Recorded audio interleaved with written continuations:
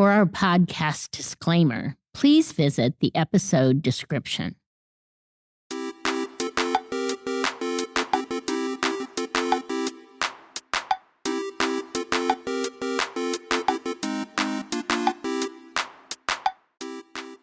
Thanks for coming back to What the Heck is Happening in HR. I have seen lots of posts.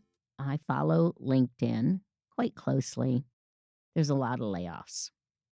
There seem to be long time frames for folks as they're being laid off and before they're finding their next position. I actually have reached out to a few people to see if they'll share their story with us. And so I hope to have them on a future podcast. But I wanted to offer a couple segments, a couple episodes about layoffs. One is for HR folks. I want you to know that you need to think about the people who are still there. Layoffs hurt those who are even left behind, if you will, are we as we call them survivor's guilt because they made it through and they're still employed. But I want you to think about what you're doing, what you're saying, and how you're handling things. And think of it as if it was one of your siblings or your best friend. And how would you want that handled? So you need not only to handle it legally, but you need to handle it with grace. So rest of this particular segment, I want to give you some tips. If you've been laid off, I want you, and if you're an HR person who's been laid off, and I've seen a lot of those happening, would you please think about yourself through this? And this is what I want to be able to give you. I want you to think about what happened. Allow yourself some time to grieve about it. It was a job. It was what you did every day. It's what you said after your name. Hi, I'm Kelley, and this is what I do. And now you don't know what that is. There is a grief process that comes in any layoff for the people left behind as well, but especially for the person who is now wondering what are they going to do. I want you to give yourself that time, but I don't want you to give it power. So I don't want you to give it a lot of time. Box it up, put it aside. I happen to be a woman of faith. If you have faith, let it go. But if you don't, at least box it up, write it out, whatever it is that allows you to set it aside. But don't let this grief linger. You're going to be angry. You're going to lose sleep. You're going to wake up in the middle of the night. Or one time when I changed positions, not voluntarily, sat in the middle of my bed in the dark, feeling that my parents just weren't going to be proud of me anymore. And how was I going to tell them? And I was a grown woman, had a very responsible position, and I knew I would be leaving. It just the timing was different. And some of the feedback I got when that happened was someone said to me, "Don't give their words any power." Thanks, Mary Jane. I still remember that. Don't give them any power because you've had years of good performance, years of happy employees, years of success, of new policies, new programs, engaged workforce, um, litigation that wasn't yours, but you successfully managed through. That's what you need to do. So write out that list of accomplishments, box up what happened, and look forward. You're going ahead. Look through that windshield. Don't look in that rear view mirror of what happened, except to note your successes.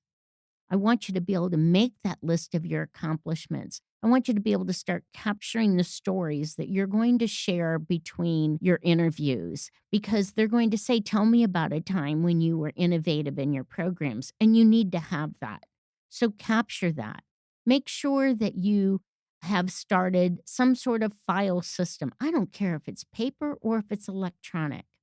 I want you to look over those expenses that you don't need anymore. It doesn't mean you have to go to peanut butter and jelly exactly, but you do want to get rid of some of those expenses maybe you don't need because perhaps that'll bring you some peace. I want you to be able to think about your resume, get it updated. I want you to think about your LinkedIn profile. I want you to update your photos. I want you to have the tools ready for you so that when people come to you, that you're able to respond to them and say, let me send you your resume, not saying, well, I've got to update it. And it's already been 3 weeks. So make yourself a task list of things to do to be ready for people to be able to support you. The next thing I want you to do is to lay out a list of 12 places you would like to work. Those will be 12 places where, you know what, they offer hybrid workplace, or I want to work in an office, but I'm not driving an hour and a half. So maybe you want to be able to have that workplace be within half an hour, let's just say, of a commute. And then what kind of company do you want to work for? Do you like family owned? Do you like big ones? Do you like global companies? What are the things that you like to do? Where is it you would like to work? What are their values? What's the mission you can believe in?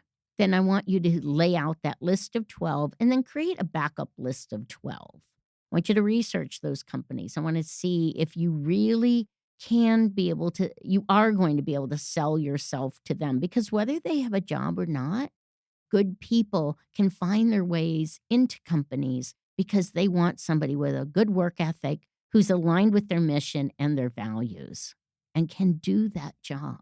So if you've been laid off, I want you to take the time to grieve it, that loss. I want you to be angry about it. Take it out in a run. Hit a punching bag. I've got one of those blow up bozo clowns in my office, which takes a beating at times. And I just want you to be able to do that, but don't give it power. Let it go and use it to fuel you because there is a next great adventure for you.